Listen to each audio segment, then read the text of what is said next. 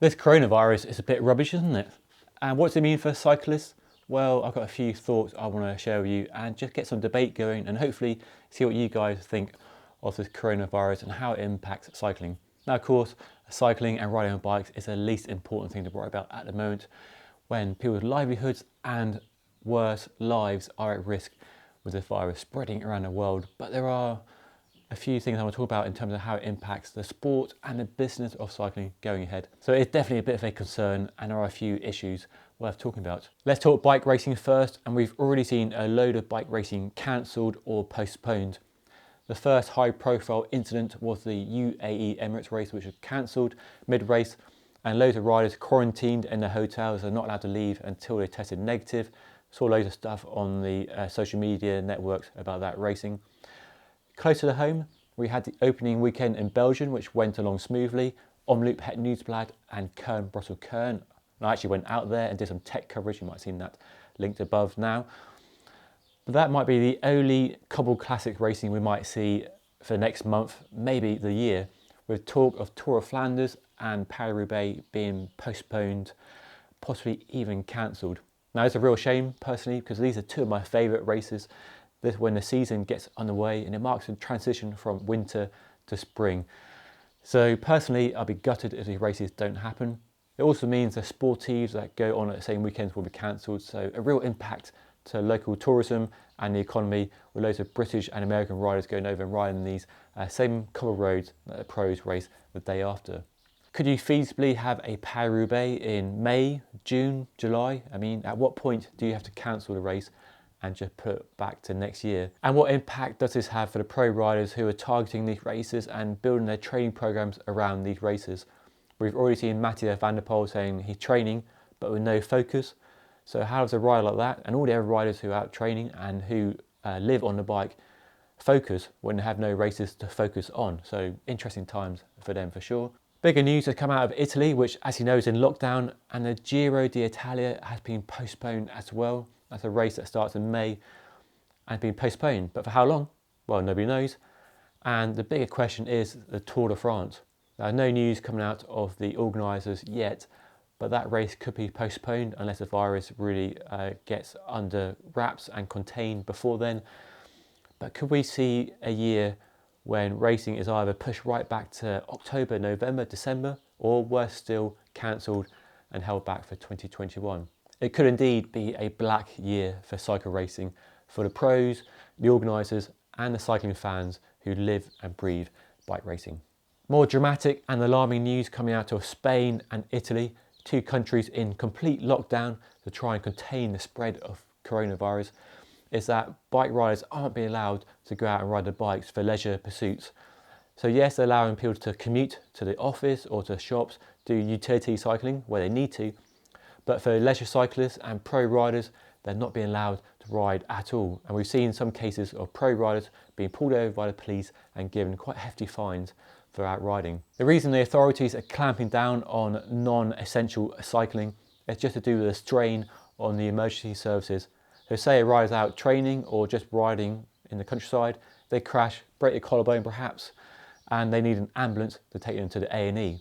That is extra strain, unwanted strain on an emergency service system which is at breaking point, dealing with the coronavirus and the spread of it, trying to contain it. So that is why they're clamping down on cycling where it's not essential.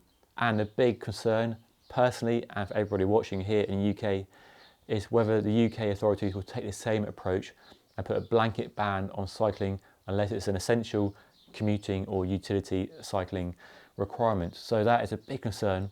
If that worst case scenario is realised, then it means a lot of us are going to be spending a lot of time on indoor trainers and riding virtually, which thanks to Swift and Sufferfest and Training Road is now a lot better than it used to be 10 or 20 years ago when a turbo trainer was a last resort for the really die-hard, dedicated racing cyclist. There are even some reports from bike retailers and bike shops experiencing record sales for smart trainers, as clearly a lot of people, a lot of you guys are out there panic buying smart trainers for potentially a good few weeks, maybe even a few months of indoor only cycling. So interesting times ahead, and I imagine people at Swift in the marketing department are rubbing hands together with all these new sign-ups that they're going to get over the next few weeks and possibly months. So who knows how long a lot of us could be stuck indoor cycling as our only option when we can't go outside. The other big concern is for the bike industry itself, the bike brands and the bike retailers and the bike companies that rely on us all buying new bikes and products on a continual basis, allowing them to invest that money in new products and keep the whole cycle going. There are going to be supply issues from China and where the bikes are being made for sure. If bike shops are going to be closed, that's going to be a factor as well. I've been speaking to a few bike brands and companies, and it looks like bike launches that were planned for about now or the next few weeks certainly are being shelved or just postponed indefinitely, both because of supply issues of getting the bikes in time for these launches, but also because of the travel ban and the countries that are going into complete lockdown. You can't expect journalists to travel around the world. Indeed, in certain places they can't travel because there are travel restrictions. You can't fly, you can't go to the next town. So we're seeing a lot of bike launches for new bikes this year being pushed back for who knows how long. And the other big factor is people, you and I, putting off buying new bikes and equipment until hopefully this all settles down. It might be deemed a bit selfish to go and buy a brand new bike frame or set of wheels when people are losing their jobs and there's real uncertainty in the economy and just worry about whether your job will still be there tomorrow. So putting off bike purchases can be a factor that will impact the bike industry as a whole. Bike shops, bike brands, the whole supply chain. Nobody knows how big an impact this will have on the economy at large and the bike economy itself. So uncertain times. So it really is uncertain times. Bike races are being cancelled. Mass participation in cycling events are being cancelled. There's a threat of not being able to ride outside, which is already a reality in Italy and Spain and could come to the UK. Hopefully not, but it could do. And then there's the impact on the bike industry of new bikes being launched, supply of current bikes, and whether we'll all stop buying bikes until hopefully the whole coronavirus settles down and we get back to normal. But what that new normal is, nobody knows. There's so much uncertainty at the moment. It's a crazy time for sure. And I'd love to hear from you if you've got any thoughts on this whole situation, if it impacts you on a personal level, a financial level. Do you work in the bike trade? Do you work in a bike shop? Are you considering buying a new bike, but you're putting it off because of the whole coronavirus uncertainty?